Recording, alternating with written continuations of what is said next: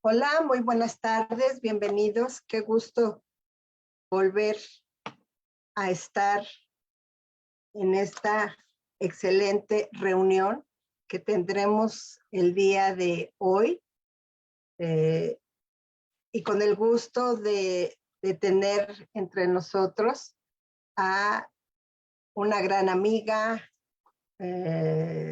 muy lejana ahorita de nuestro país, pero con corazones unidos a través de el trabajo que desarrollamos para las asociaciones que se acercan a las familias, a los cuidadores, a los profesionales interesados en lo que es la enfermedad de Alzheimer u otra demencia, el cómo poder manejarlas y ayudar en lo posible a que la carga sea menos pesada y tengamos más conocimiento de lo que implica la enfermedad. Hoy nos da mucho gusto que esté con nosotros y le damos la más cordial bienvenida a la licenciada y maestra Patricia Alegría Figueroa. Ella nos acompaña de Chile, del país de Chile. Es un gusto para nosotros que esté aquí acompañándonos. Ella es maestra en pedagogía, diplomada en neuropsicología, neuropsiquiatría, neurociencias y educación. Entonces, tenemos un interesante tema de entrenamiento de funciones cognitivas para mejorar la calidad de vida en el paciente con demencia, ofrecido por personas que conocen porque, bueno, han realizado importantes estudios desde su salida de la Universidad de Chile, donde estudió psicología, es máster en educación, Universidad Mayor, diplomada en neuropsicología en la Universidad Católica de Chile y en neuroeducación en la Universidad Complutense de Madrid. Es docente de distintas universidades del país en posgrado en neurociencia. Es docente adjunta de la carrera de medicina de la Universidad del Desarrollo, neuropsicóloga del equipo de neurorehabilitación de la clínica alemana, vicepresidenta de la Corporación Alzheimer Chile y miembro de la Junta Directiva de Alzheimer Iberoamérica. Entonces, con mucho gusto, presentamos nuevamente a la licenciada y con diferentes maestrías, Patricia Alegría Figueroa. Muchísimas gracias por estar acompañándonos, Patricia. Dorita, muchas gracias por la invitación. Para mí siempre es un placer porque, como siempre decimos, somos la familia del Alzheimer y estamos en la misma liga, en la misma razón que nos moviliza, que es crear conciencia de la enfermedad, hacer planes nacionales de demencia, así que estas instancias donde podemos compartir, ¿cierto?, experiencias y de alguna manera tratar temas tan importantes como entrenamiento cognitivo es súper trascendental. Así que voy a proyectar mi presentación.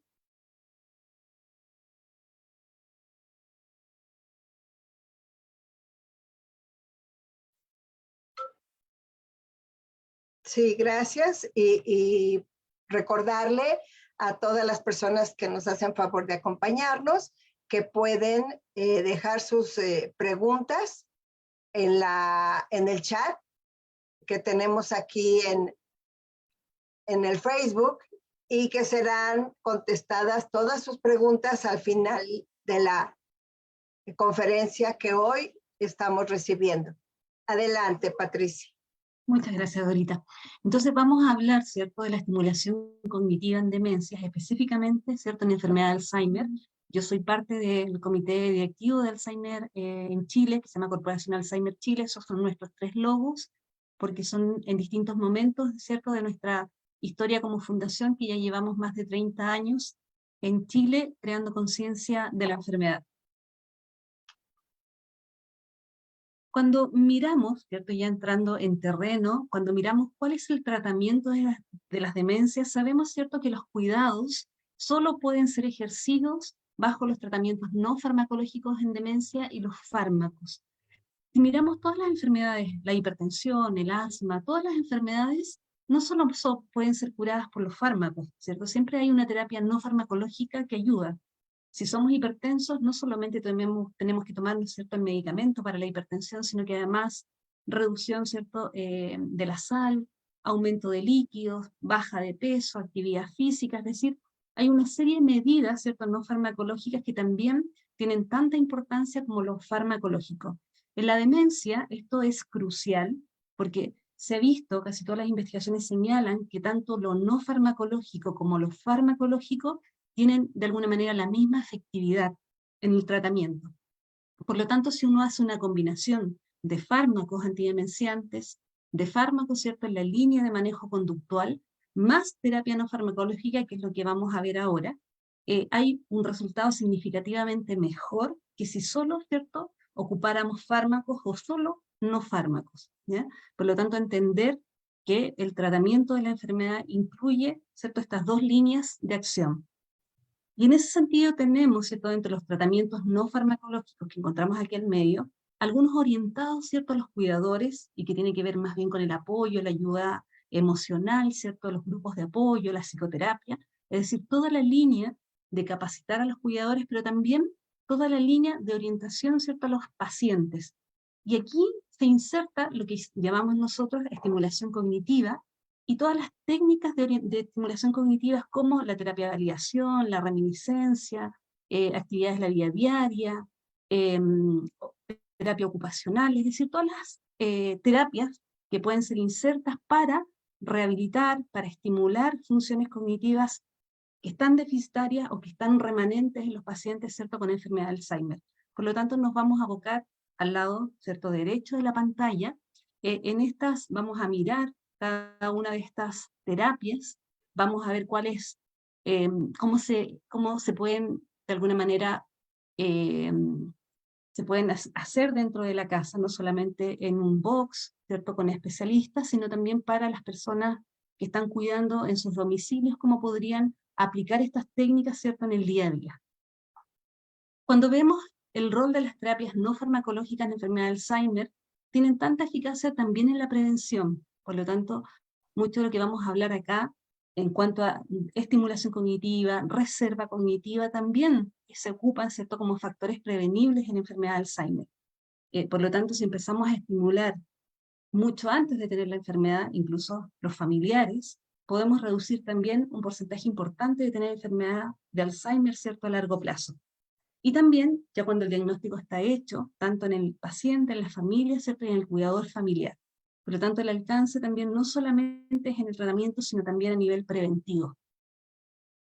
Cuando miramos, ¿cierto?, cuáles son los nombres que reciben, este es un proyecto que se hizo entre el año 2004 y 2006, ¿cierto?, de expertos de Europa, América, Asia y Oceanía, ¿cierto?, cuáles son los nombres que tienen estas terapias, se llaman intervenciones psicosociales o intervenciones no farmacológicas, que tienen que ver entonces con intervenciones no químicas, ¿cierto?, no son medicamentos, pero que tienen una teoría que los sustenta, es decir, no es que se nos ocurra hacer terapia cognitiva porque se ve bien, porque personas haciendo actividades se ve mucho más entretenido, ¿cierto?, que personas a lo mejor que no están haciendo nada, sino que tienen una teoría a la base, pueden ser replicables, por lo tanto tienen que tener sistematización, y por lo tanto también debe tener un protocolo. O sea, cuando hacemos una terapia no farmacológica, también tiene implicancias éticas el que podamos equivocarnos, ¿sí?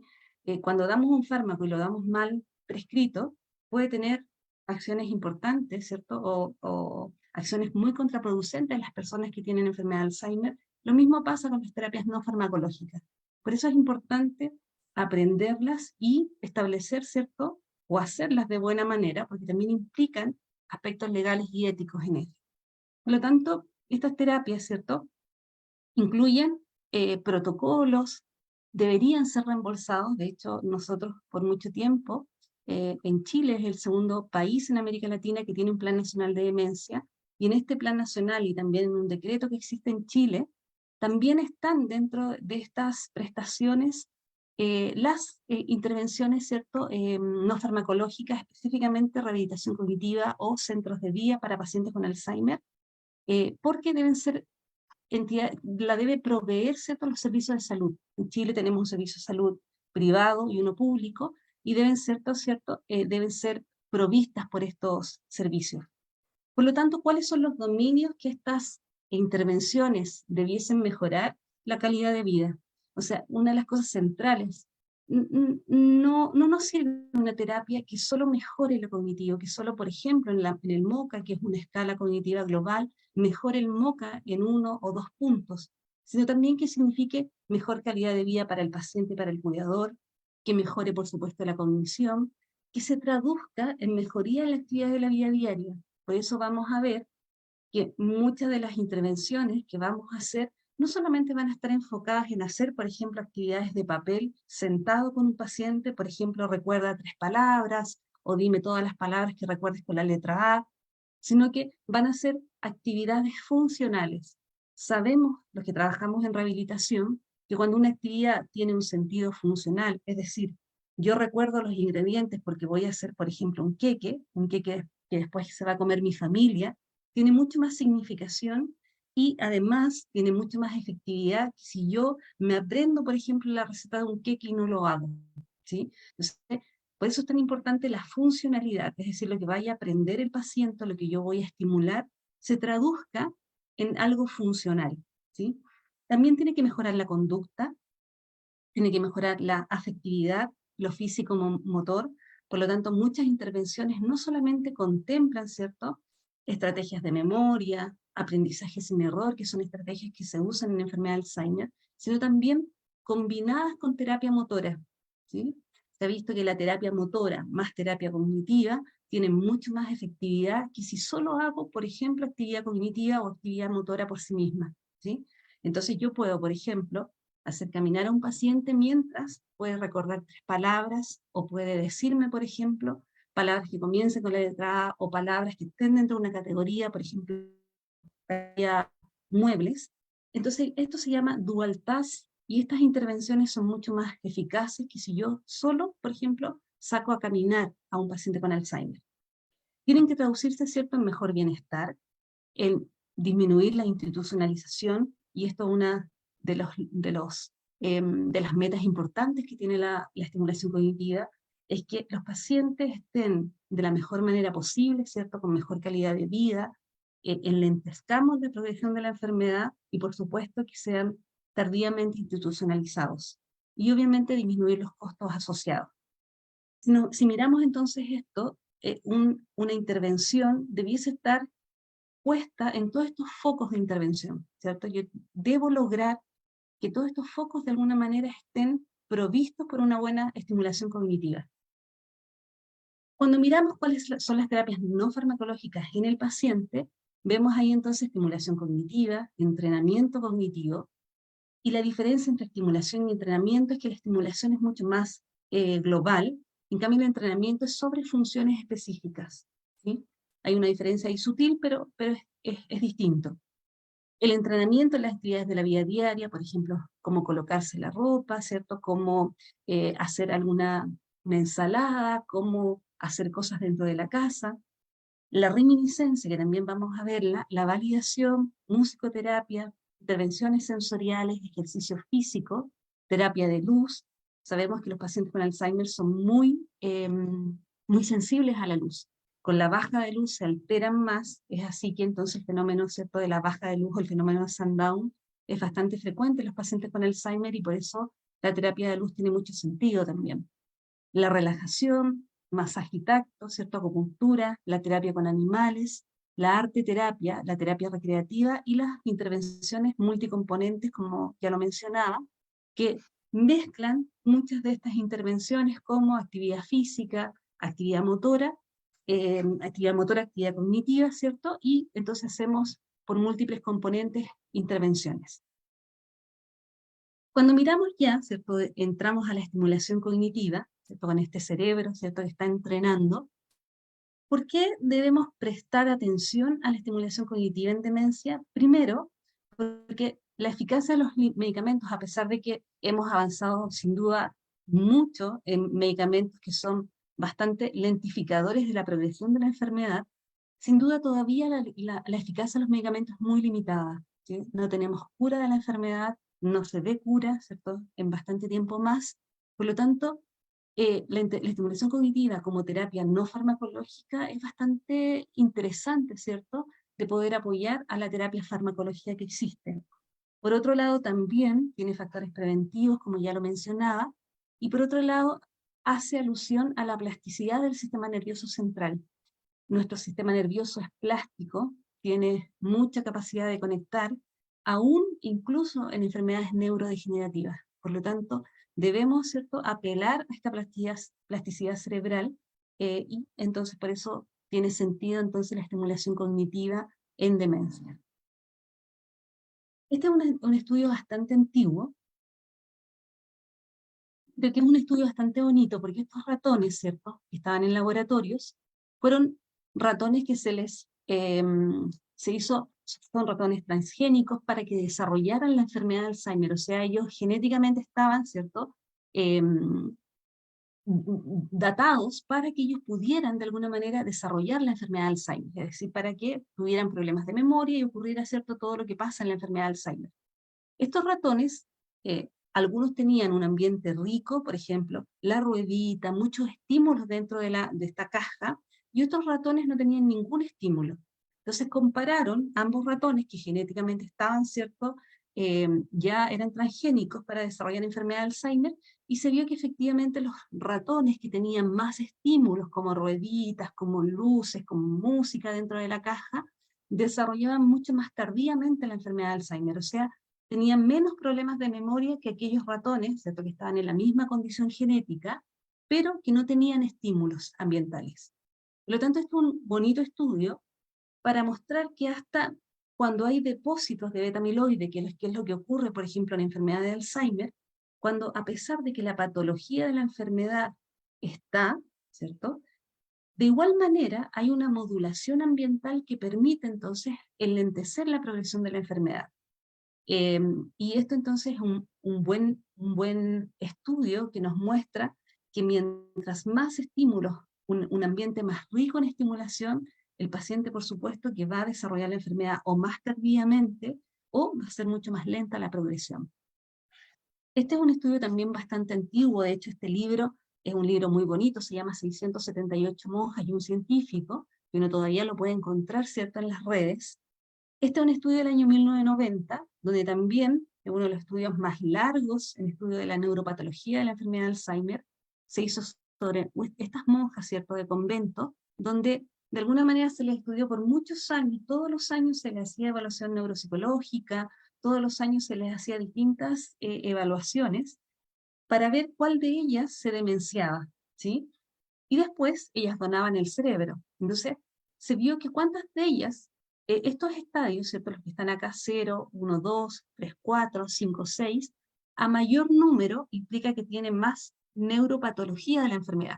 Es decir, que si miramos el cerebro, ¿cierto?, hay mucho más neuropatología, es un cerebro con más enfermedad de Alzheimer, neuropatológicamente hablando.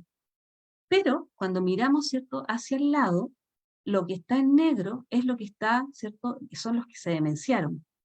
Por lo tanto, vemos que hasta aquellos que tienen mucha neuropatología de la enfermedad de Alzheimer, por ejemplo, en escala 5 a 6, de igual manera, no todos están demenciados. O sea, igual hay un número que no está demenciado, que tiene la memoria intacta, ¿cierto?, aquí, que por supuesto es mucho menor que los que tienen menos neuropatología de la enfermedad, pero de igual manera no es un 100%.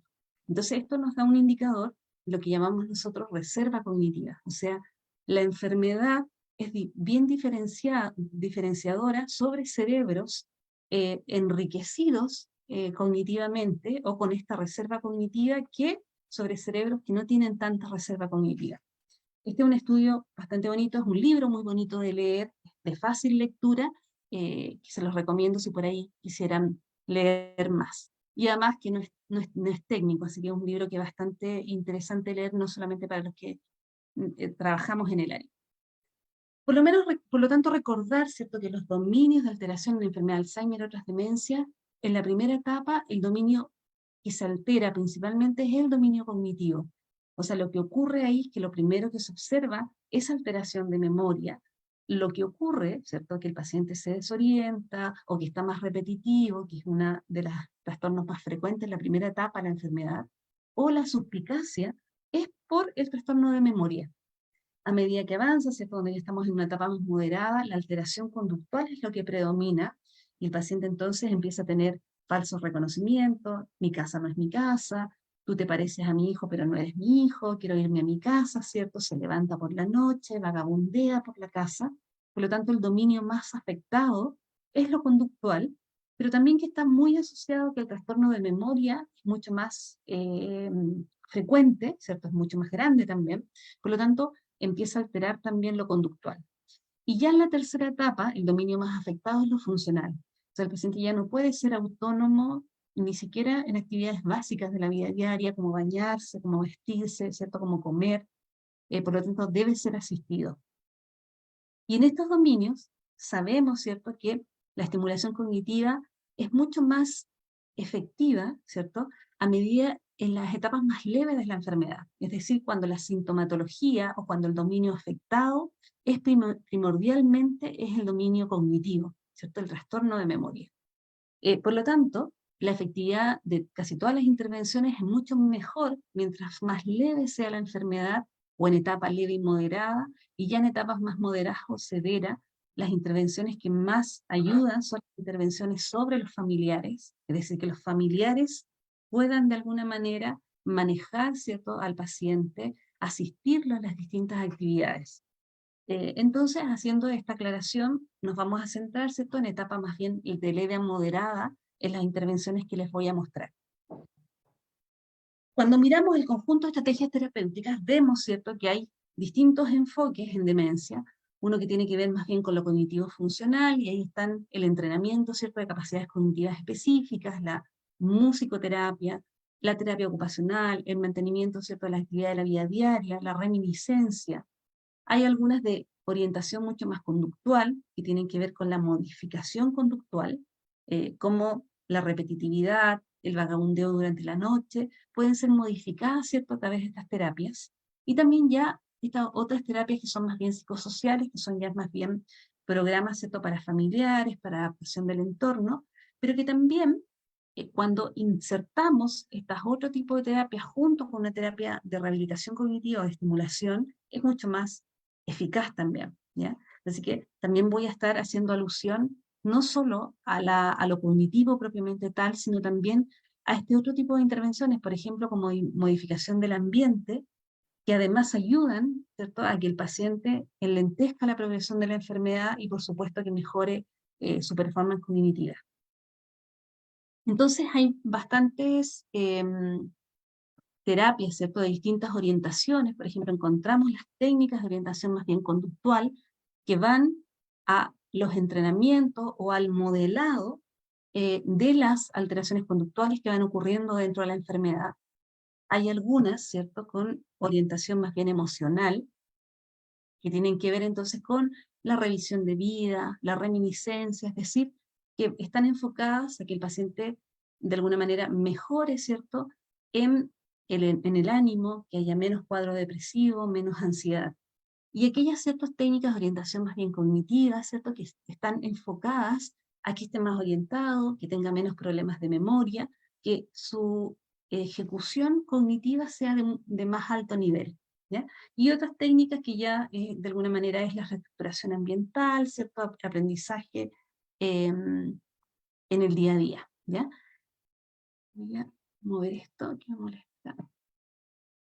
Entonces, cuando miramos, ¿cierto?, vamos a entrar ya de lleno a mirar cada una de ellas. Cuando vemos las terapias de orientación emocional, La terapia de la reminiscencia se usa bastante, de hecho nosotros tenemos un centro de día en la Corporación Alzheimer, que normalmente comenzamos, ¿cierto?, con esta terapia, la terapia de orientación por un lado y la terapia de reminiscencia, es decir, aprovechar los recuerdos, ¿cierto?, que están conservados en los pacientes con enfermedad de Alzheimer, sobre todo en las primeras etapas de la enfermedad. Recordar que la enfermedad de Alzheimer en las primeras etapas afecta la memoria episódica verbal, que es la memoria reciente, no la memoria retrógrada. Por lo tanto, los pacientes recuerdan con bastante facilidad lo que pasó hace 20 años atrás, lo que pasó cuando eran adolescentes o cuando se casaron, pero no podrían recordar lo que pasó en el minuto siguiente, ¿sí? Y entonces ocupamos esa memoria remota, la traemos a través de material visual, auditivo, verbal, ¿cierto? Trabajamos con ese material. Y es así que algunos familiares incluso les sugerimos, tenga, por ejemplo, audios de familiares, de los nietos, sobre todo cuando el paciente a lo mejor está un poco alterado, de un nieto que le hable, tenga material visual, por ejemplo, de fotos familiares o alguna carta pequeña que le escriba un familiar con la foto. Es decir, hacer material tanto visual, auditivo, verbal, que me permita entonces trabajar, ¿cierto?, que el paciente pueda recordar lo que tiene conservado, que es la memoria retrógrada, ¿sí? Y ese material puede ser por las distintas vías, el auditivo también, o sea, tener a mano alguna música que le guste, o voces familiares, o voces de amigos, por ejemplo, es importante tenerlo. Y entonces así yo puedo hacer un material de acuerdo a cada paciente, ¿cierto? Que me permita entonces que él pueda recordar a mejor fotos, ¿cierto?, de la época, o algún material, ¿cierto?, auditivo de la época, y ese material entonces yo puedo ir trabajando en el día a día. Esto en general nosotros lo hacemos, por ejemplo, en la mañana, el paciente primero lo orientamos dónde está, qué día es, e inmediatamente después podemos trabajar la reminiscencia. También está la revisión de vida, que también hace alusión, de alguna manera, a trabajar con la reminiscencia, pero a través de la revisión de vida, es decir, a hacer preguntas dirigidas con eventos específicos positivos, ¿sí? Por ejemplo, si queremos recordar la niñez y hacer esta revisión de la niñez, preguntar, por ejemplo, ¿cuál es el instante o situación más agradable que recuerdas de tu vida siendo niño? Puedes volver tan atrás como quieras. Cuéntame algo que hiciera un día tu padre o tu madre que lo viviste con mucha alegría siendo muy joven, ¿sí? O cuál es el cumpleaños que recuerdas más entretenido, por ejemplo, cuando eras más chico, ¿sí? En la adolescencia, a lo mejor recuerdas el primer en Chile le decimos pololo al novio, entonces recuerdas el primer pololo que tuviste en la adolescencia, o recuerdas tus amigos de adolescencia, o te recuerdas el colegio. ¿Cómo era el colegio? ¿Sí? Podemos mirar fotos y a lo mejor apoyar, ¿cierto?, con estímulos visuales. ¿Qué día recuerdas, por ejemplo, con tus abuelos siendo un muchacho adolescente que puedas recordar con un momento de máxima felicidad?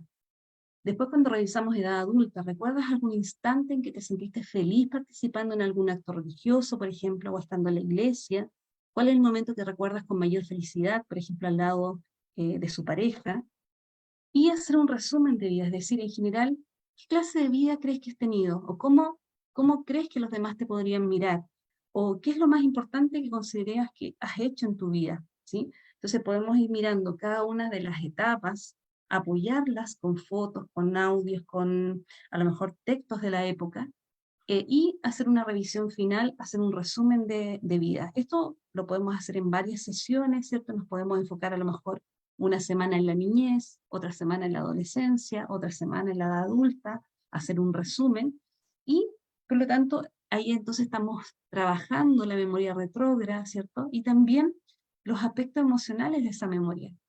Cuando un paciente que tiene dificultades para recordar este momento, se contacta con lo que sí tiene, con lo que sí puede hacer, es bastante agradable, y los pacientes en general disminuyen las alteraciones conductuales, eh, los valida porque es sobre lo que tienen conservado, y disminuye significativamente también los cuadros depresivos o ansiosos. Entonces es importante considerar este tipo de terapia. Esta es la terapia de validación, que básicamente consiste en que es validar, ¿cierto?, a través de la comunicación, las emociones del paciente, mejorar la autoestima del paciente a través de validarlo. ¿Cuáles son algunas técnicas de validación? Primero, cuando el paciente está hablando, concentrarse en lo que está hablando, ¿sí? Tener contacto visual, o sea, mirar a los ojos cuando está hablando. usar el tacto, a lo mejor tocarle la mano, o abrazarlo, o tocarle el hombro, ¿cierto? Cuando está contando alguna historia. Parafasear o repetir, ¿cierto? Si nos dice, por ejemplo, no, hoy día en la mañana no hice nada, entonces no hubo ninguna actividad durante la mañana, o sea, repetimos lo mismo, ¿cierto? Pero a lo mejor con otro tono. Usar voz suave, las voces suaves sin duda ayudan mucho más que una voz fuerte o una voz intimidante. Entonces la voz suave, porque a veces los pacientes están tan confusos que no entienden lo que otro dice, pero entiende el tono de voz de lo que dice, ¿sí? Entonces a veces le podemos decir te quiero, pero si le digo te quiero gritando, va a entender el tono de voz y no lo que le estoy diciendo, ¿sí? Por lo tanto es importante no usar palabras amenazantes, por ejemplo el no. Yo trabajo mucho con pacientes con lesión cerebral que están, por ejemplo, en UCI, y un paciente puede estar muy alterado en la conciencia, pero escucha la palabra no e inmediatamente responde, ¿sí? Entonces, sacar de la comunicación la palabra no. Si quiero que no haga algo, a lo mejor le derivo, ¿cierto?, a que haga otra cosa, por ejemplo.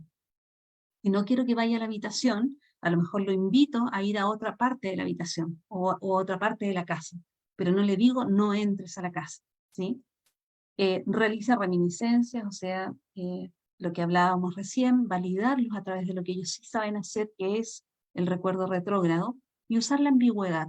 La ambigüedad en enfermedad de Alzheimer ayuda mucho. Cuando un paciente me cuenta, por ejemplo, yo por mucho tiempo, cuando era presidenta hace muchos años atrás y tenía un poco más de tiempo, recuerdo que siempre me iba a almorzar con los pacientes en la hora de almuerzo, ¿cierto? Cuando estaban en el centro de día, y era bien interesante escuchar, escuchar los discursos de ellos, ¿cierto? Que algunos discursos efectivamente no tenían lógica, pero si uno sacaba algunos elementos de ese discurso, siempre era posible comunicarse, o siempre era posible encontrar un texto narrativo en eso, ¿sí? A veces algunos pacientes me contaban cosas, ¿cierto? Algunas cosas obviamente que no tenían sentido y otras sí, y ahí entonces la ambigüedad, de repente usar esa ambigüedad también ayuda para que pueda sentirse también validado en esa conversación. Terapia de presencia simulada, esta es una revisión Cochrane, que son revisiones, ¿ciertos?, de varios estudios que se han hecho, son revisiones sistemáticas, toman muchos estudios y los evalúan. Esta terapia, ¿cierto?, que consiste en incluir reproducción de una grabación de video o una cinta de audio, ¿cierto?, de los miembros de la familia, cuando el paciente está angustiado o está agitado, se ha usado principalmente en residencias, ¿sí? En casas, yo tengo algunos familiares que sí la usan, por ejemplo, hacen grabaciones de un hijo hablando, sobre todo porque los pacientes son mucho más tranquilos con los hijos, ¿cierto?, que con el propio marido, con la propia señora, y entonces el hijo le habla, papá, debes estar tranquilo, o, ¿cierto?, le conversa sobre algo y ese audio entonces lo ocupamos cuando está muy agitado, cuando está muy angustiado. La musicoterapia, ¿cierto?, para enfermedad de Alzheimer en aspectos cognitivos, psicológicos y efectos conductuales, se ha visto que efectivamente es más efectiva en etapas más bien de leve a moderada, tanto en memoria, en orientación, pero también en síntomas depresivos. En etapa leve disminuye la ansiedad, en etapa moderada disminuye los delirios, las alucinaciones, la agitación, la irritabilidad, los trastornos del lenguaje. Y el efecto, ¿cierto?, de las medidas cognitivas solo pueden ser apreciables después de 4 sesiones de musicoterapia. O sea, no es que yo ponga música y el efecto es inmediato, sino que sesiones continuadas, más de 4 sesiones, y ya produce un efecto, ¿cierto? Y ahí podemos mirar que hay efectos, ¿cierto?, sobre las medidas cognitivas. Combinar la musicoterapia, por ejemplo, con la terapia de baile, es decir, escuchar música pero además bailarla, disminuye sin duda mejor el deterioro motor y también funcional. Eh, y entonces ahí hacemos una estimulación que llamamos multicomponente, o sea, trabajamos lo motor, ¿cierto?, a través del baile, pero también trabajamos la musicoterapia y lo cognitivo a través también del recuerdo de la música, quién canta la canción o en qué época es esa canción que están escuchando. Es decir, con esa misma música yo puedo trabajar distintos aspectos.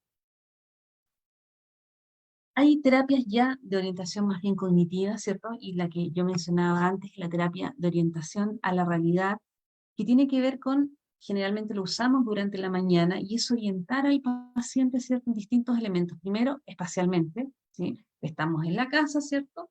Estamos comenzando la mañana, son las 9 de la mañana de este día de agosto, ¿cierto? En Chile está lloviendo, hay un temporal en esta época, porque estamos en pleno invierno, y es decir, en la mañana orientamos acerca de qué está pasando, ¿cierto? Tanto en lo espacial, en lo temporal, y quienes están también dentro de la casa. Podemos decir, bueno, estamos los dos solos, o está tu hijo, ¿cierto?, en la otra habitación.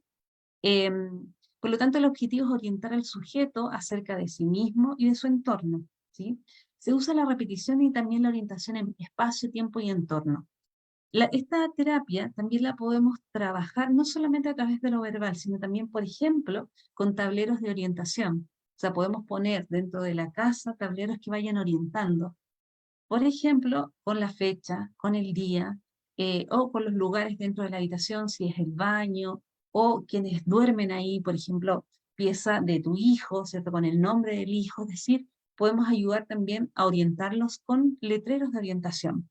Recordar que nuestro cerebro es eminentemente visual, por lo tanto, todo lo que entre por vía visual es bastante más fácil de recordar que lo que entre, ¿cierto?, por vía auditiva. La estimulación cognitiva propiamente tal, ¿cierto?, que tiene que ver con estimular funciones específicas, por ejemplo, memoria, que es lo que más está alterado en la enfermedad de Alzheimer. Generalmente, ¿cierto?, se trabaja primero sobre capacidades alteradas, o sea, sobre memoria, y en un segundo momento trabajamos las conservadas, ¿sí? Por ejemplo, funciones ejecutivas, atención, ¿cierto?, y otras funciones que están más conservadas. Y en general trabajamos por distinto nivel de deterioro, o sea, pacientes con deterioro leve a moderado, ¿cierto?, trabajamos de distinta manera, que pacientes, ¿cierto?, que tienen deterioros mucho más avanzados. Bueno, y también la estimulación muchas veces la combinamos, ¿cierto?, con orientación a la realidad, con relajación, con musicoterapia, con terapia motora. O sea, la estimulación cognitiva por sí misma tiene mucho menos efectividad que si la combinamos, por ejemplo, con terapia motora, ¿sí? Lo que llamamos nosotros en neurorehabilitación lo dual task. O sea, hacer dos actividades. Mientras camino, por ejemplo, voy recordando palabras. O mientras camino digo los días de la semana al revés. O mientras camino, o mientras hago, por ejemplo, a lo mejor alguna actividad de tomar algún elemento, así como de pesa, puedo también decir, por ejemplo, los nombres de mis hijos y las fechas de nacimiento de mis hijos. Es decir, trabajo lo cognitivo, pero también trabajo lo motor. El aprendizaje sin error es una estrategia, ¿cierto?, que nos ayuda mucho a que el paciente con Alzheimer, cuando se equivoca, aprende el error, ¿sí? Nosotros normalmente, ¿cierto?, cuando tenemos un cerebro que no tiene enfermedad de Alzheimer, sabemos que los errores ayudan a que haya aprendizaje, ¿cierto? Una buena forma de que nuestro cerebro aprenda es que se equivoque, ¿sí? Por eso a los niños nosotros sugerimos que se equivoque, que se equivoque las veces que pueda, porque ese es un aprendizaje bastante valioso para el cerebro. En enfermedad de Alzheimer no pasa eso, porque sabemos que cuando el paciente con Alzheimer se equivoca, ese error lo va a aprender. O sea, no va a aprender del error, sino que va a aprender el error. Y en ese sentido, por ejemplo, esto es una prueba de memoria, una prueba que nosotros aplicamos para hacer una curva de memoria. Por ejemplo, la palabra que este paciente, por ejemplo, se tenía que aprender era frambuesa, pero él dijo manzana y después repitió manzana, manzana, manzana. Es decir, no aprendió frambuesa, que era la palabra que tenía que aprenderse, sino que él se equivocó, ¿cierto? Dijo manzana y repitió durante toda la prueba manzana. O sea, la palabra que aprendió fue la que él fue su error. Y si miramos también, por ejemplo, mesa, fútbol, guitarra, o sea, todas las palabras que se están repitiendo son las que él señala como error. Entonces, eso es importante considerarlo porque hay mucha investigación sobre que los pacientes debiesen aprender sin error. ¿Cómo conseguimos eso? Me preguntarán ustedes. Hay algunas técnicas para reducción de la ocurrencia de errores, o sea, para que el paciente no se equivoque, ¿sí? La mayoría de las veces lo que los familiares hacen es que basan sus conversaciones con el paciente con Alzheimer a través de preguntas, ¿sí? ¿Cómo? ¿Qué día es hoy día? ¿Qué hiciste hace un minuto? ¿Quién vino a verte? ¿Te acuerdas quién te llamó recién? Es decir, si miramos, preguntamos casi todo el día al paciente, ¿sí? Y sabemos que al preguntar, lo que hacemos es que le aumentamos la capacidad de que cometa errores. Esas preguntas, ¿cierto? Y de hecho hay un libro que colaboré con Pietro Vigorelli, que es cierto que es un psiquiatra italiano, que él hace unas premisas que se las voy a mostrar acerca de cómo debe ser la comunicación de una persona con Alzheimer. Una de las primeras premisas es no basen las conversaciones en preguntas, ¿sí? No podemos hacer preguntas permanentemente, tratemos de reducir los no en la comunicación y también reducir las preguntas. Entonces, ¿cómo vamos a hacer la reducción de la ocurrencia de errores? Primero, dividir una tarea en pasos, ¿sí? Si quiero que cocine, entonces pongo pasos de los ingredientes y digo, bueno, ahora vamos a echar la leche y los huevos, ¿cierto? Y la divido en pasos para hacer la actividad. Por otro lado, le hago un modelado completo de la ejecución, o sea, si quiero que él haga algo o ella haga algo, le muestro cómo hacerlo, ¿sí? Si quiero, por ejemplo, que bata, imagínense que está haciendo un queque, quiero que bata, por ejemplo, lo que tiene que hacer, entonces yo le muestro cómo se hace, ¿cierto? Y le ayudo a hacerlo. Entonces, no dejo que se equivoque. Alentar al paciente a que evite adivinar. Si no lo sabe, entonces yo lo ayudo, le doy algunas claves, le facilito el aprendizaje. Le corrijo inmediatamente el error, ¿sí? Y el error lo puedo corregir, ¿cierto? Diciéndole cuál es la respuesta correcta. No sigo insistiendo en que encuentre cuál es la respuesta correcta, sino yo se la doy. Y además estimulo a que tenga la respuesta correcta, ¿sí? Por ejemplo, si yo quiero que se aprenda, no sé, que estamos en agosto, y él dice, estamos en diciembre, yo digo, no, estamos en agosto, justamente es la mitad del año, ¿sí? O sea, estamos en el mes 8, ¿sí? Y el mes 8 es un mes y podemos entonces hacer algunas asociaciones para que se acuerden. En Chile, por ejemplo, agosto, nosotros decimos que es el mes de los gatos, ¿sí? Entonces podemos decir, bueno, agosto, el mes de los gatos, el mes de mucha lluvia, el mes de pleno invierno, ¿cierto? Y entonces hacemos algunas asociaciones para que facilitar que se aprenda que es el mes de agosto. No seguimos insistiendo, a ver, pero no es diciembre, entonces ¿qué fecha es? No volvemos a preguntar. Y por otro lado, también suprimimos pautas. Por ejemplo, se proporciona una respuesta completa al principio y después se van eliminando los elementos de a uno, ¿sí? Si yo quiero, por ejemplo, que aprenda algo, le muestro lo que tiene que aprender de forma completa y después voy sacando partes de eso. O, al revés, empiezo la tarea con un elemento y luego voy desarrollando gradualmente la respuesta, ¿sí?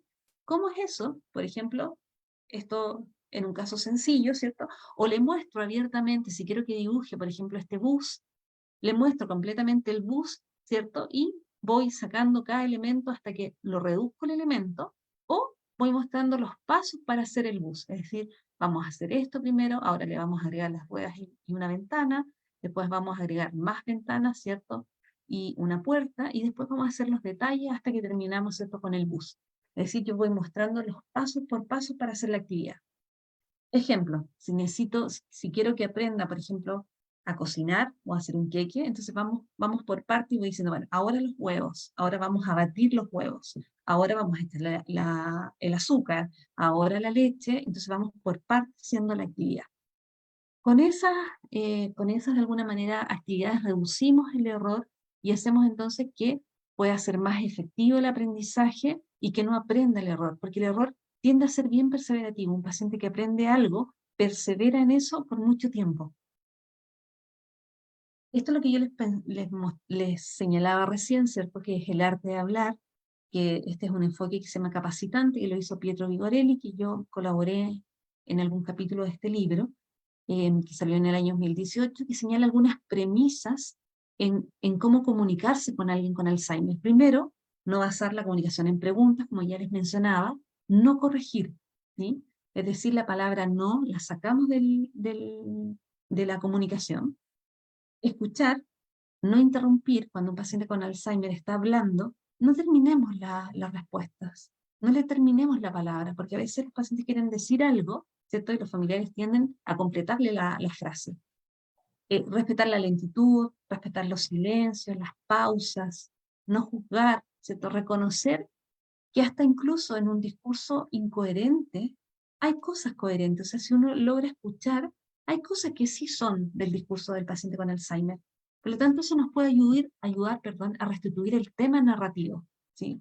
A veces los pacientes empiezan a contar algo, empiezan a contar, por ejemplo, de la abuelita, pero en realidad lo que están contando es a lo mejor una situación que ocurrió en su matrimonio, no en el de su abuelita. Entonces nosotros podemos restituir el tema y decir, oye, sí, qué interesante lo que ocurrió en tu matrimonio, por ejemplo, pero no lo corrijo.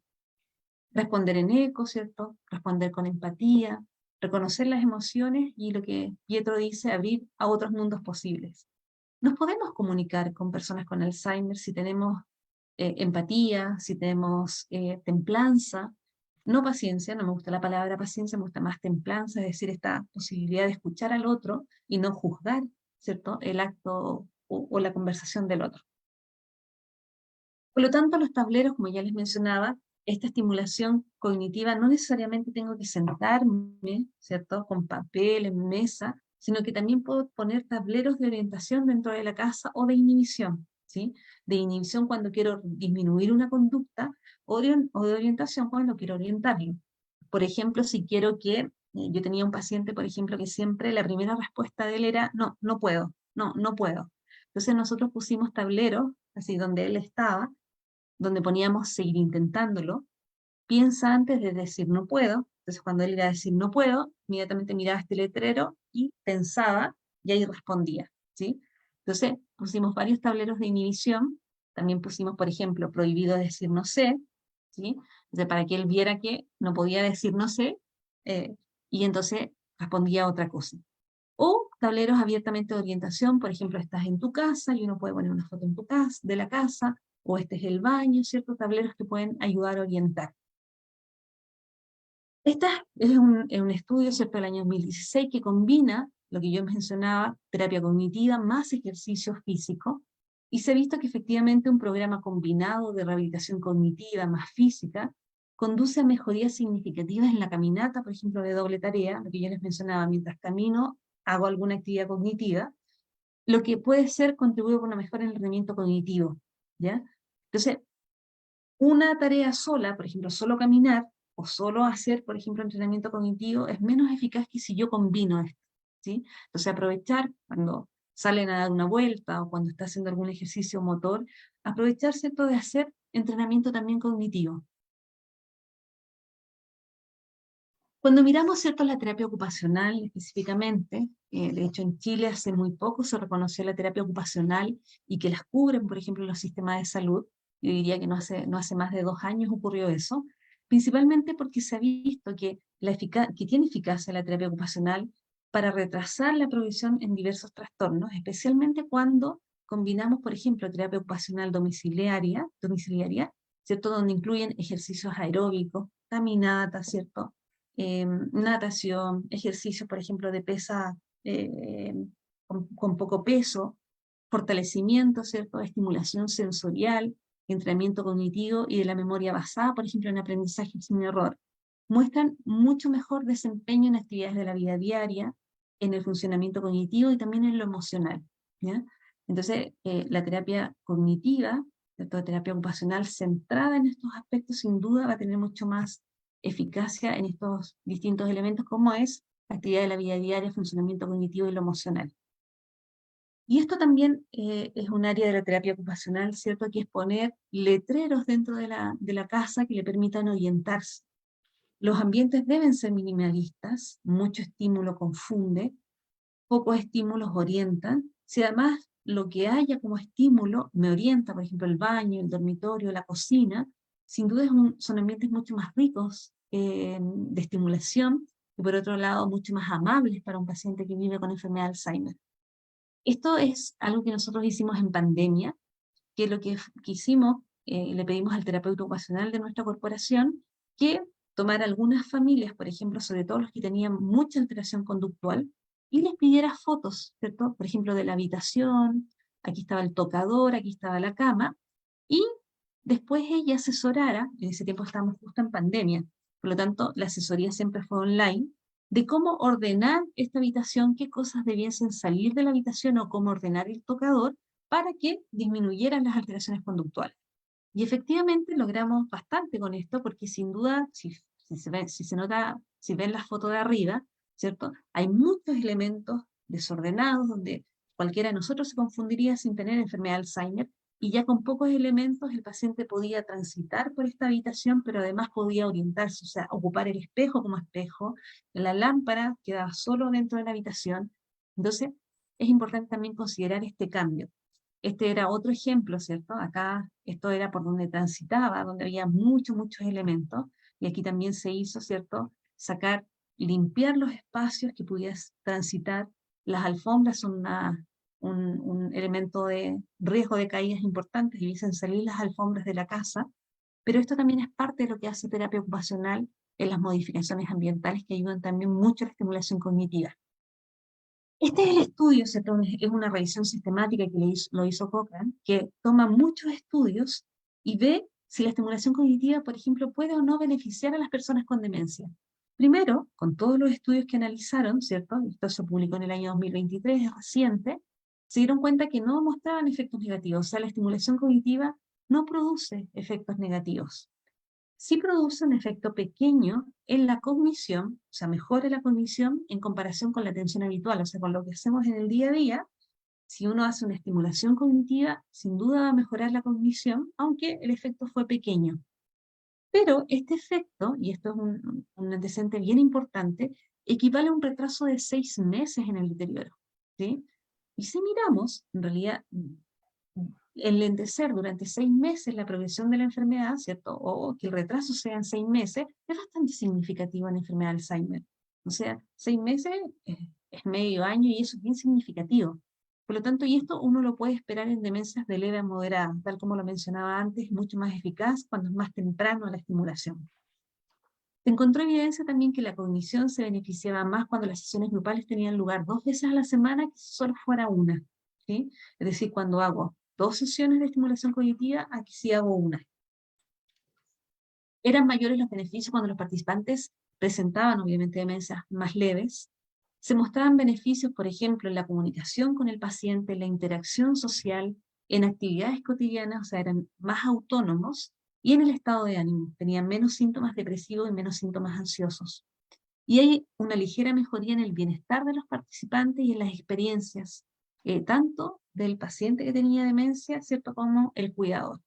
Por lo tanto, cuando hacemos esta revisión, estos son muchos estudios que se revisan, sin duda la estimulación cognitiva es necesario insertarla al menos 2 veces por semana, ¿cierto?, para mejorar no solamente la memoria, sino también mejorar la funcionalidad, mejorar, ¿cierto?, el estado de ánimo y reducir en 6 meses, ¿cierto?, la progresión de la enfermedad. Cuando miramos, ¿cierto?, la estimulación cognitiva en el tratamiento de los trastornos de conducta, miramos que efectivamente hay un efecto beneficioso sobre las alteraciones conductuales. O sea, un paciente que está más orientado, porque hemos hecho estimulación cognitiva, va a ser un paciente que va a tener también menos alteración de conducta, ¿sí? Por lo tanto, no solamente mejoramos lo cognitivo ni la memoria, de hecho eso es lo que hacen los antidemenciantes, mejoran, ¿cierto?, y lentecen la progresión de la enfermedad, pero junto con eso también eh, disminuyen la probabilidad que el paciente se desoriente, que se ponga más suspicaz, que tenga más delirios de robo, que se quiera ir de la casa, que vagabundee por la noche. Por lo tanto, disminuimos también las alteraciones conductuales. Cuando miramos, ¿cierto?, la reserva cognitiva en la enfermedad de Alzheimer, vemos también que no solamente la reserva cognitiva nos ayuda, ¿cierto?, en la prevención, sino que en la terapia de la enfermedad de Alzheimer. O sea, existe reserva cognitiva aún en un cerebro enfermo con neuropatología de enfermedad de Alzheimer, principalmente a través de la actividad física y la estrategia de entrenamiento cognitivo. Entonces, y eso es súper importante, o sea, la actividad física tiene un rol central también en la reserva cognitiva y también el entrenamiento, ¿sí? Podemos hacer entrenamiento de aprendizaje, por ejemplo, sin error, recordar palabras, hacer, por ejemplo, pruebas de fluencia, tareas de fluencia, palabras con la letra A, palabras por categoría, ¿cierto? A lo mejor hacer juegos de mesa, memorice, o hacer juegos, por ejemplo, damas, juegos de cartas, pero además mezclándolas, ¿cierto?, con entrenamiento cognitivo, salir a caminar, o ejercicios aeróbicos, o pilates, es decir, podemos ir combinándolo. Estrategias también terapéuticas funcionales, tal como mencionaba anteriormente. eh, Cuando yo rehabilito algo funcional, algo que me va a servir para hacer algo, tiene mucho más significancia para el cerebro que si yo aprendo por aprenderlo, ¿sí? Si yo me voy a aprender hoy día, por ejemplo, las capitales del mundo, me lo voy a aprender, ¿cierto? Y lo más probable es que se me vaya a olvidar si es que yo no aprovecho ese aprendizaje, por ejemplo, para viajar, para después recordarme, por ejemplo, cuando viaje, cuál es la capital de tal país, o para hacer a lo mejor un manual de capitales, es decir, si yo ocupo ese conocimiento. Lo mismo pasa en enfermedad de Alzheimer, es decir, el aprendizaje debe estar inserto en una actividad funcional, ¿sí? Si yo le enseño, por ejemplo, pasos para hacer una actividad, que ese paso para hacer una actividad se traduzca en que se pueda vestir solo, en que ordene, por ejemplo, la habitación, en cómo ordenar paso por paso la habitación, en que a lo mejor cocine algo dentro de la casa, es decir, que esté inserta actividades funcionales, y eso es súper importante considerarlo. Tiene mucho más efectividad que si yo solo, ¿cierto?, hago estimulación cognitiva. Y hay algunas otras estrategias, por ejemplo, no-selling, ¿cierto?, que tiene que ver con esta palabra holandesa, que tiene que ver con espacios, de alguna manera, que generen estimulación. O sea, espacios libres, amplios, ¿cierto?, minimalistas, con algunos focos, por ejemplo, de luminoterapia para hacer estimulación lumínica, o algunos objetos, ¿cierto?, para hacer estimulación motora. Por ejemplo, esta habitación tiene, ¿cierto?, esta cama donde yo puedo hacer ejercicios motores, hay cojines, es decir, también puedo hacer salas donde me permitan entonces trabajar la relajación, la estimulación motora y cognitiva. Hay varios parámetros que usamos, ¿cierto?, para medir la efectividad en demencias, no solamente mejoría en rendimiento en pruebas neuropsicológicas, sino también la mejoría subjetiva reportada por el cuidador, mejora en la independencia del paciente, es decir, que sea más autónomo en las actividades de la vida diaria, también disminución de síntomas, por ejemplo, depresivos, disminución de las alteraciones conductuales, disminución del estrés del cuidador, que es un gran tema, el estrés del cuidador, mejoría en la calidad de vida del paciente y también del cuidador. Cuando miramos, ¿cierto? Esto no es dicho por mí, sino que por estudios, ¿cuáles son las necesidades más frecuentes en demencia? Una es la realización de actividades. O sea, un paciente que está haciendo actividades significativas, ¿cierto? Por ejemplo, en la mañana ayudar, por ejemplo, en el aseo de la casa, o por la tarde ayudar en otras cosas, o salir a dar una vuelta, tener rutinas dentro del día, es un paciente que va a tener mucho más estimulación, y si yo voy inventando lo que hace, o le voy dando tareas, ¿cierto? Como de alguna manera, como para que haga en el momento a momento. La compañía es súper importante, o sea, debe estar acompañado con alguien significativo, con alguien que pueda hacer a lo mejor entrenamiento de aprendizaje sin error o terapia de validación, ¿cierto? Una compañía que nosotros decimos un acompañante efectivo, que es así como le llamamos, principalmente a estos acompañantes que están capacitados para contenerlos, para orientarlos, para hacer estimulación. Por lo tanto, un cuidador no solamente necesita ser un cuidador, ¿cierto?, sino también estar entrenado para eso, y eso es importante que los familiares lo consideren. O sea, yo para poder ser un cuidador necesito entrenarme cómo responder, cómo conversar, cómo estimularlo, si está alterado, en qué puedo hacer, ¿cierto? Y además, otra cosa que necesitan, por supuesto, es la ayuda. ¿En qué cosas? En las cosas que ellos no pueden hacer. Por lo tanto, esas son las necesidades más frecuentes, y son, sin duda, la realización de actividades también desde el punto de vista cognitivo, donde yo tengo que, ¿cierto?, trabajar. Por lo tanto, los familiares son súper importantes. Esta es una exposición fotográfica que nosotros hicimos hace algunos años atrás, a propósito, ¿cierto?, de movilizar el Plan Nacional de Demencia en Chile, donde hicimos, ¿cierto?, los rostros del Alzheimer, y mostramos no solamente al paciente, sino que al cuidador. Por lo tanto, en estos afiches habían siempre dos rostros, para mostrar que esta enfermedad siempre involucra a dos o más personas, no es solo una, y entonces y el cuidador sin duda es el más importante, y es por eso nosotros también hemos hecho algunos libros. En este libro yo soy coautora, que es Enfermedad de Alzheimer y otras demencias, que es una guía, ¿cierto?, para familiares y cuidadores, que está hecha así como una receta de cocina, donde uno puede ir a ver cómo estimular, qué hacer, ¿cierto?, si por la noche se levanta, qué hacer, por ejemplo, si está más repetitivo, qué hacer si no se quiere tomar los medicamentos. O sea, está hecho de esa manera para que sea así como un manual de cortapalos y nos pueda ayudar. Entonces, como normas generales, ¿cierto?, en estimulación cognitiva, primero es no contradecir. Segundo, cambio el foco atencional cuando está alterado, ¿cierto? Hacemos otra cosa. Si quiero estimular, no es el tiempo de estimulación. Pueden ser 5 minutos. Si se altera, entonces yo cambio de actividad y hacemos otra cosa, a lo mejor nos movemos y hacemos cierta actividad motora. No anticipar las cosas que van a hacer, ¿sí? Porque si no, se pone muy ansioso, se va a alterar más, ¿y cierto? Y no nos va a resultar. Decir paso a paso lo que vamos a hacer. Si en este momento vamos, por ejemplo, a hacer un queque, decir, entonces vamos a hacer un queque, y entonces vamos a poner todos los elementos que vamos a hacer para hacer este queque, ¿sí? Utilizar la técnica del one down, que esto viene de la psicología, que significa uno abajo, es decir, si el paciente dice que, por ejemplo, yo le robé, perfecto, sí, yo robé, te pido disculpas, no lo voy a volver a hacer, y entonces cambiamos el foco atencional y vemos otra cosa, ¿sí? La voz suave, mirada a los ojos. Es decir, son todas normas que de alguna manera nos ayudan a poder, ¿cierto?, llevar la estimulación cognitiva, el manejo conductual en alguien con Alzheimer. Hay algunas páginas que les pueden ayudar, ¿cierto?, para descargar materiales. Estas son algunas españolas.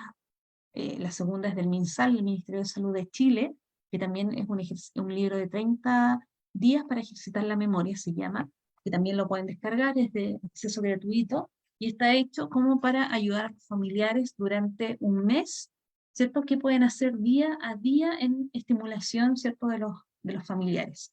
Y hay otro texto también que es chileno, que se llama viviendocondemencia.cl, que también hay mucho material para descargar. De hecho, se pueden encontrar con este tipo de material. Pueden encontrar stickers que se imprimen, ¿cierto?, para mostrar, por ejemplo, dónde está la habitación, dónde está la casa, el dormitorio, o sea, yo lo imprimo.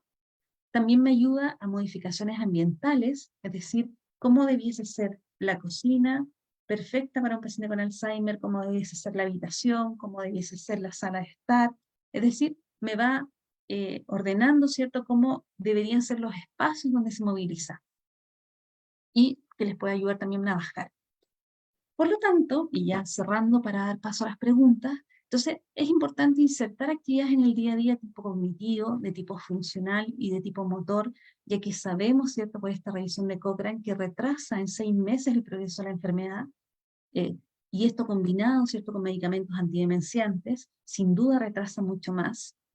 Mejora la estimulación cognitiva y la estimulación motora y funcional, la calidad de vida del paciente y también del familiar, y debe ser incorporada junto a otras estrategias, por ejemplo, como la comunicación. O sea, si yo mejoro la comunicación, sin duda puedo mejorar estimulación cognitiva, puedo generar otro tipo de vínculo, y en ese sentido entonces la familia es el eje central, ¿sí?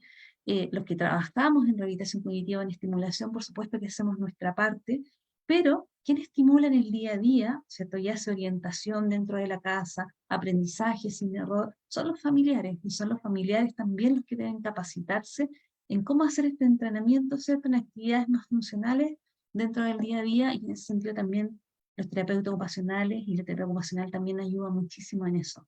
Entonces, entender que debemos insertarlos en las actividades del día a día, y sin duda va a producir un efecto súper positivo en las distintas áreas, ¿cierto?, de la persona que vive con Alzheimer y también de la familia.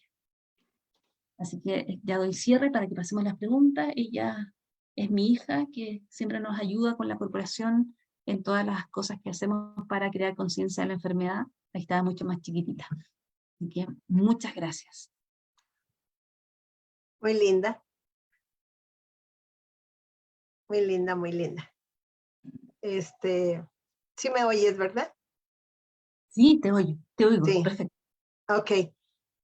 Bueno, darte las gracias 100% por tan importante plática. He considerado yo desde que fui conociendo más y más de lo que es la enfermedad de Alzheimer, que hay dos importantes participaciones, pudiéramos llamarle, en la vida de una familia y directamente con la persona que ha sido diagnosticada con la enfermedad de Alzheimer, y hoy que conocemos que hay otros tipos de demencia, que es el área clínica, que es conocedora de estas situaciones que afectan a las familias, y el área de la neuropsicología, que es con la que nosotros más trabajamos y la que motivamos a las familias a conocer cada día más para ayudarse como familia y ayudar a la persona que vive con algún tipo de demencia, sabiendo lo que es la estimulación cognitiva, cuáles las áreas que podemos nosotros trabajar y conocer a fin de que se obtenga una mejor calidad de vida para ambas partes, para la familia y la persona diagnosticada. Parece como que ya hubiéramos escuchado en otras ocasiones cómo trabajar con lo que es la estimulación cognitiva, con las terapias ocupacionales, pero siempre son importantes escucharlas, conocer de profesionales que se han dedicado a esto y que podemos nosotros obtener una riqueza importante para ayudar a las personas que lo necesitan. Creo que los centros de día de la enfermedad de Alzheimer u otras demencias, en esto se enfocan en trabajar con el área de estimulación cognitiva, que es súper, súper importante.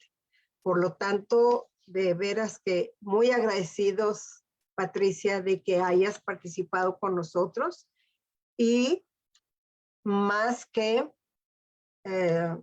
preguntas, tenemos felicitaciones, saludos, agradecimientos. Está nuestra compañera Gladys Gaviria de Honduras, está el doctor Luna Muñoz del Banco de Cerebros de México. Él hace un comentario. Dice, los ratones no desarrollan enfermedad de Alzheimer, desarrollan agregados de proteínas que se agregan en la enfermedad. No sé si quieras comentar algo, Patricia. Sí, tiene razón José ahí en ese sentido. Claro, no desarrolla la enfermedad, porque la enfermedad es enfermedad clínica. Sí, tiene razón, es la neuropatología más bien de la enfermedad. Ajá, sí. De Guatemala, bueno, excelente enseñanza, saludos. Ya que luego nos explica el doctor Luna, ¿verdad?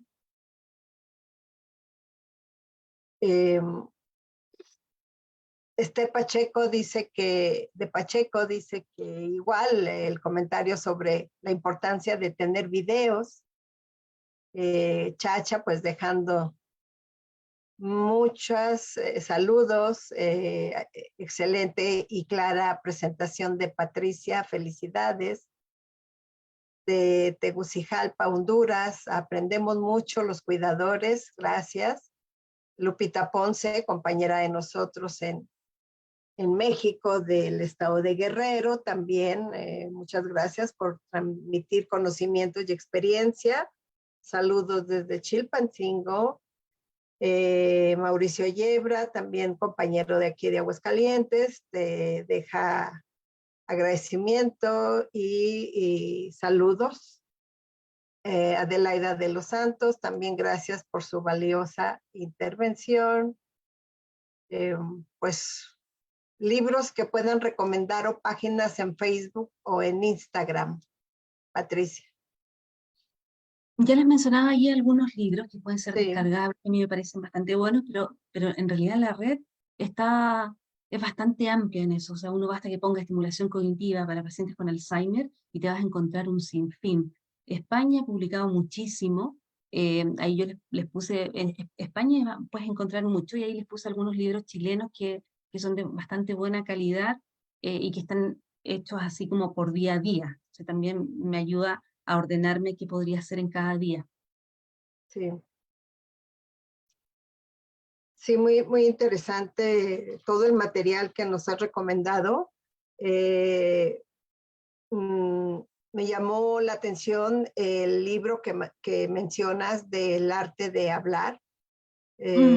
Creo que sin saber de él, he recomendado mucha esta área con personas que se acercan por primera vez y algunas que de repente se confunden mucho con la manifestación. Entonces, decirles que hay que saber escucharlos, hay que saber hablar con ellos, porque nosotros prejuzgamos a la persona y tenemos que entender que ellos están pasando por una situación difícil, que no están en una etapa de normalidad y que se supone que nosotros somos los que debemos de valorar cómo y qué es lo que están manifestando. Entonces yo creo que si los dejamos hablar, podemos aprender mucho más y más rápido de lo que está pasando. ¿Cómo ves?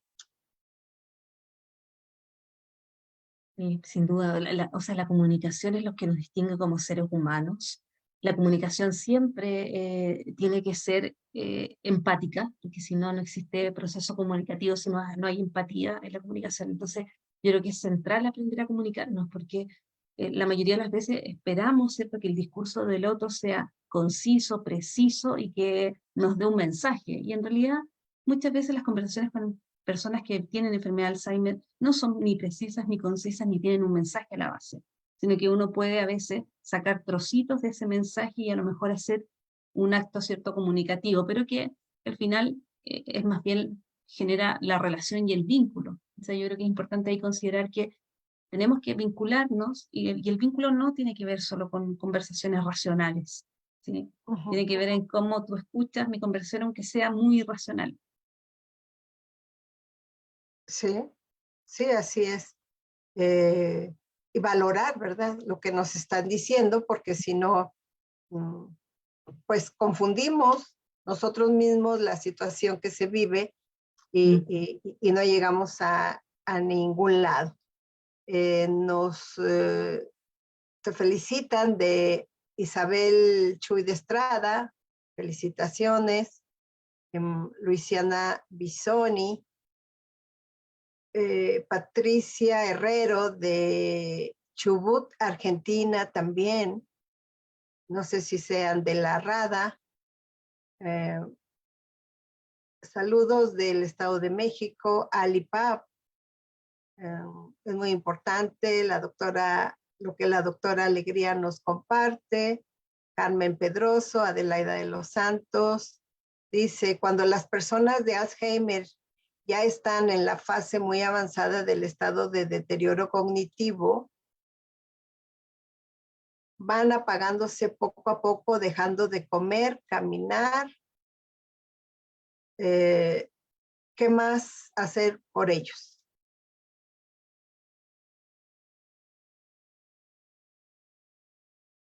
Es una pregunta, Patricia.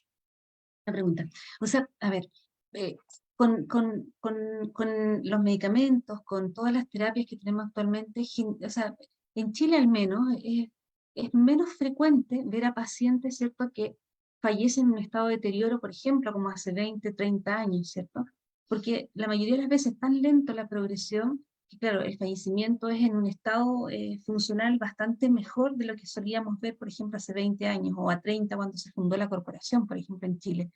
Entonces, eh, pero recordar que la memoria emocional es algo que se mantiene hasta súper avanzado, o sea, cuando uno le toca la mano al otro y lo que le genera, la tranquilidad que le genera, por ejemplo, el abrazo, ¿cierto? Los efectos así como terapéuticos de un abrazo, de tocar la mano, de una voz suave, de escuchar música juntos mientras nos tomamos la mano, eh, eso tiene efectos sobre incluso alguien que tiene afasia, que no logra hablar, sobre alguien que... Entonces, yo diría que siempre es importante potenciar la calidad de vida del paciente, ¿sí? Y eso implica, incluso, a mí me toca mucho ahorita trabajar por un poco por donde yo trabajo mucho pacientes con lesiones cerebrales que están en UCI y muchas veces quedan muy secuelados, en decisiones difíciles incluso, y me toca mucho capacitarse en toma de decisiones difíciles. Y ahí lo que uno tiene que potenciar no es lo que uno espera como familiar, porque claro, si preguntáramos al familiar, la mayoría de los familiares esperan que el paciente no esté en este nivel de deterioro, pero también cuando un paciente está en este nivel de deterioro, ¿qué espera ese paciente? Pongámonos en el lugar de él. Si ya tiene, por ejemplo, no tiene, o sea, tiene memoria casi, o sea, pérdida completa de memoria, ya no puede movilizarse en realidad, él lo que necesita es un término, ¿cierto?, de su vida tranquilo, acompañado, que se sienta seguro, que su memoria emocional, que no sienta miedo, que no tenga dolor, que no tenga, que duerma bien, es decir, eso es lo que como familiares debemos propender. Por lo tanto, el término en la despedida también es un proceso que hay que trabajarlo con los familiares. No es la pérdida y la despedida no es un bajar la bandera y decir, bueno, no se comunica, no puede comer, entonces ya no tengo nada que hacer. También es despedirse, o sea, y la despedida, a pesar de que sea muchas veces triste, uno tiene que ponerse en el lugar de qué esperaría él, ¿cierto? Y ahí espera a lo mejor que estén de la mano, que tengan una música. eh, yo cuidé mucho tiempo a mi papá con cáncer, Dorita, y mi papá, bueno, no tenía Alzheimer, pero en el último tiempo estaba muy deteriorado en lo cognitivo también.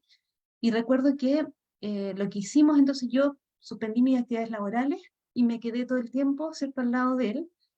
Pusimos música que le gustaba, estábamos todos los hijos, eh, ¿cierto? Vimos que no tuviera dolor.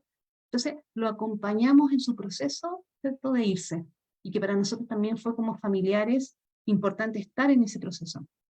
Entonces, yo te diría que es acompañar y con tocarle la mano. Yo me acuerdo que yo me ponía por detrás, mi papá siempre se tranquilizaba mucho cuando yo me lo ponía acá y le hacía cariño, le hablaba, le contaba historias. Entonces, yo creo que también no es que no tengamos nada que hacer, es otra fase donde hay que despedirse, donde hay que empezar a preparar, ¿cierto? Que no tenga dolor, que duerma bien, que la familia se comienza a despedir también. Entonces, a pesar de lo doloroso que puede ser, yo creo que son temas de los cuales también hay que hablar. Sí, sí, así es. Y y da para muchísimo tema, ¿verdad? Esta área en la cual la familia que ha estado muy cerca de ellos se prepare Mm, y que lo vea como una parte de lo que vamos atravesando también. Ujú. Y que tiene que llegar mm, y no causarnos gran conflicto, sino todavía en esa etapa de la vida apoyarles en lo que podamos.